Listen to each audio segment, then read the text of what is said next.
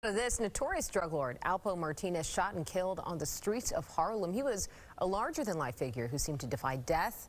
Fox 5's Lisa Evers goes over who he was and why he might have had a long list of enemies.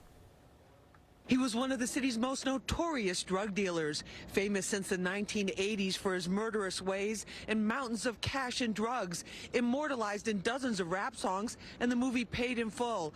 But it all came to an end for Alpo Martinez right here on the streets of Harlem, right where it all began. These are exclusive photos of Alpo Martinez on previous visits to Harlem in recent years. But his latest visit turned out to be his last. On Sunday, about 3:20 a.m., police were called to Frederick Douglass Boulevard near West 147th Street. A dark red pickup truck crashed into parked cars. The driver was shot 5 times in the chest through the car window and killed. I heard 5 shots, one and then four consecutive shots after that. It was Alpo, but his driver's license and other IDs had his witness protection name of Abraham Rodriguez with a Lewiston, Maine address. The murder scene stretched for blocks up to 151st Street.